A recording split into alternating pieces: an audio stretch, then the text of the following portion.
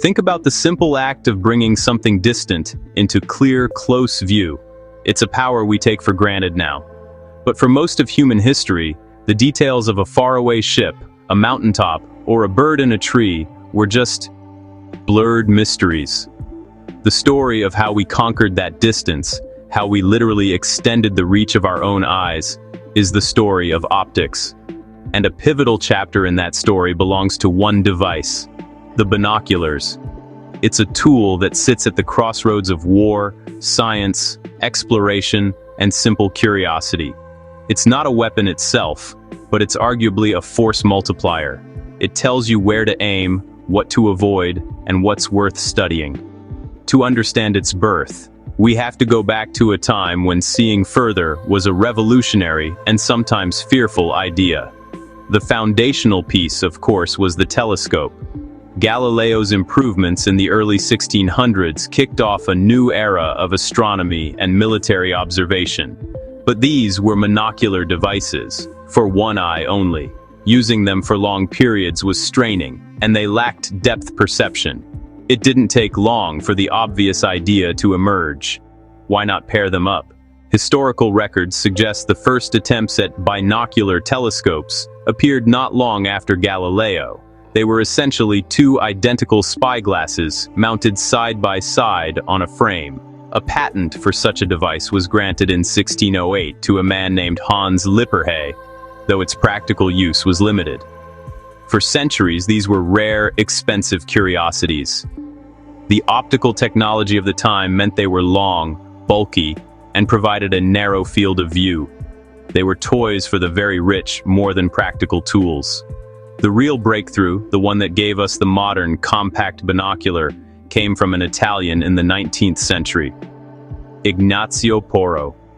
Now, Porro was an engineer and optician, and in the 1850s, he patented a brilliant optical system. It's called the Porro prism system, and it solved the core problem of length. Here's the thing about early telescopes and spyglasses.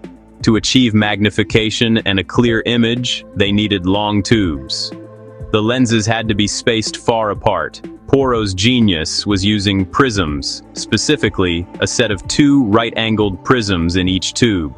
These prisms acted like a clever internal maze for light. The light would enter the objective lens, then bounce through the Z-shaped path created by the prisms. This did two amazing things. First, it folded the light path, making the physical instrument much shorter than its effective optical length. Second, and just as importantly, it corrected the image. Earlier spyglasses often showed things upside down or mirrored. The Porro prism system re-inverted the image, so you saw the world right side up and correctly oriented. This was a monumental leap. Suddenly, you could have a powerful, easy-to-hold device that gave a bright, correct image. Porro's design, however, took some time to be perfected and mass-produced. That's where German precision entered the story. Companies like Carl Zeiss, with brilliant minds like Ernst Abbe and Otto Schott, began manufacturing high-quality optical glass and refining prism designs. By the turn of the 20th century, robust, reliable prism binoculars were coming off production lines, and the world had immediate, urgent uses for them. The military applications were the most obvious and drove much of the innovation. On land, officers used binoculars for reconnaissance. From a high vantage point, you could observe enemy troop movements, artillery placements, and fortifications without getting anywhere near the danger. The difference between seeing a blur and identifying a unit's insignia could change the outcome of a battle. In World War I, trench periscopes often incorporated binocular lenses, allowing soldiers to peer over the parapet without exposing their heads. I've read accounts from officers who said their binoculars felt like an extra sense, one they couldn't imagine going into the field without. But it was at sea where binoculars perhaps became most iconic. For a naval commander, the horizon is everything. Identifying a ship's silhouette, its flag, or the angle of its guns was a matter of survival. Powerful, moisture-resistant naval binoculars, often with built-in rangefinder scales, became a standard piece of bridge equipment. During the World Wars, lookouts on ships and in aircraft relied on them to spot periscopes, distant planes, or floating mines. They were the eyes of the fleet. Beyond conflict, binoculars opened up the world in other ways. Explorers and mountaineers carried them to survey treacherous paths. Scientists, especially ornithologists and zoologists, used them to observe animal behavior without disturbance. This, actually, is a fascinating side of the story. The very technology honed for war found a peaceful purpose in fostering a love for the natural world.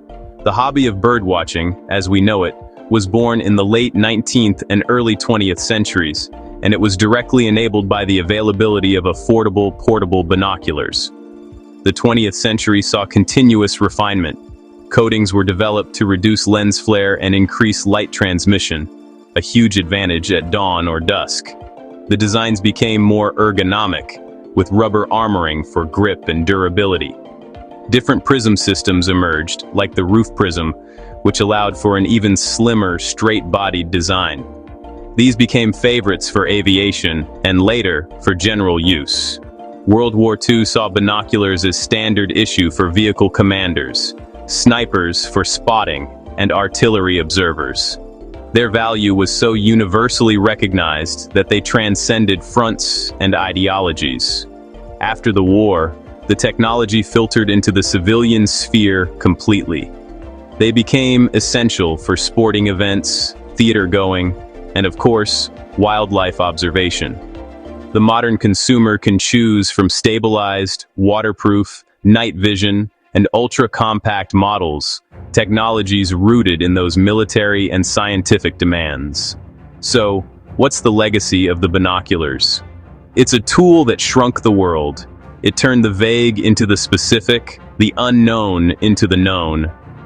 It gave the soldier an advantage, the sailor a warning, the scientist data, and the hobbyist wonder. In a way, it fulfilled a very human desire, to see clearly, to reach out visually across a distance and connect with something. From the clunky twin tubes of the 17th century to the sleek, nitrogen-purged instruments of today, the binoculars journey is a testament to our endless quest to see more, to understand more, simply by looking. Which field, military, scientific, or recreational, do you think had the biggest impact on driving binocular technology forward? Share your perspective in the comments below.